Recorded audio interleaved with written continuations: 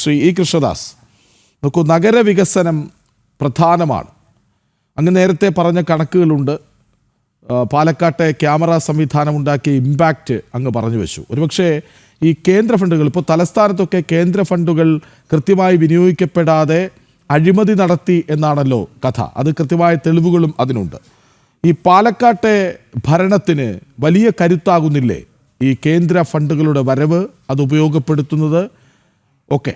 കൃഷ്ണരാജ്, പാലക്കാടിന് മാത്രമല്ല, എനിക്ക് തോന്നുന്നു ഈ കഴിഞ്ഞ 10 വർഷം നരേന്ദ്രമോദി സർക്കാർ കേരളത്തിന് തന്നിട്ടുള്ള സംഖ്യകൾ അത് ചരിത്രത്തിലെ ഏറ്റവും വലിയ സംഖ്യകളായിരിക്കാം.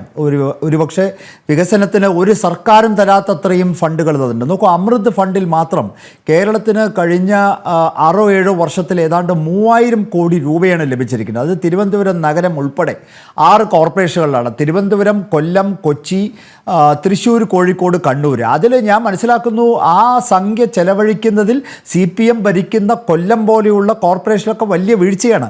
കാരണം അവിടെ നിന്ന് ഒരു 50 കോടി രൂപ ചെലവഴിക്കാതെ അതിൽ നിന്ന് ഒരു 10 കോടി രൂപ പാലക്കാട്ടേക്ക് തന്നിട്ടുണ്ട്. അപ്പോൾ ഇത്തരത്തിൽ ഏറ്റവും കൂടുതൽ ഫണ്ട് ലഭിച്ചിട്ടുള്ള കാലയളവ് ഏത് എന്ന് ചോദിച്ചു കഴിഞ്ഞാൽ ഒരു സംശയം കൂടാതെ പറയാൻ സാധിക്കും, അത് നരേന്ദ്രമോദി ഭരിച്ച കാലത്താണെന്ന്. നോക്കൂ, ഇപ്പോൾ ഈ കഴിഞ്ഞ 1-2 മാസം മുമ്പാണ് PM ശ്രീ പദ്ധതിയിൽ നമ്മുടെ ഏറ്റവും പാവപ്പെട്ട കുട്ടികൾ പഠിക്കുന്ന സ്കൂളുകളുടെ ഇൻഫ്രാസ്ട്രക്ചർ ഡോക്ടർ മോഹൻ ഇപ്പോൾ നേരത്തെ സൂചിപ്പിച്ചു.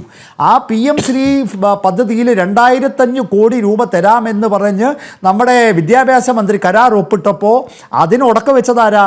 സ്വന്തം ഘടകകക്ഷിയായ CPI ആണ് അത് ഉടക്ക വെച്ച് ഇപ്പോൾ ആ പണം ലഭിക്കാത്തൊരു സാഹചര്യത്തിൽ നിൽക്കുന്നു. ഇത് ആർക്ക് കിട്ടേണ്ട പണമാണ്? കേരളത്തിൽ ഏറ്റവും പാവപ്പെട്ടവരിൽ സർക്കാർ സ്കൂളുകളിൽ പഠിക്കുന്ന ഏറ്റവും പാവപ്പെട്ടവരുടെ മക്കൾ പഠിക്കുന്ന ആ ഒരു വിദ്യാലയങ്ങൾക്ക് കിട്ടേണ്ട ഫണ്ട് 2500 കോടി രൂപ. നോക്കൂ, ഈ കഴിഞ്ഞ 10 വർഷത്തിൽ കേരളത്തിന് ലഭിച്ചത് ആദ്യത്തെ IIT കഞ്ചിക്കോട് വന്നു. നമ്മുടെ സംസ്ഥാനത്തുകൂടെ തലങ്ങം വിലങ്ങം ഓടുന്ന വന്ദേ ഭാരത് ട്രെയിനുകൾ, ഒരു ഇൻഡസ്ട്രിയൽ സ്മാർട്ട് സിറ്റി 3000 കോടിയുടെ കഞ്ചിക്കോട് മുതൽ കൊച്ചി വരെ ഒരു സംഗതി വരുന്നു.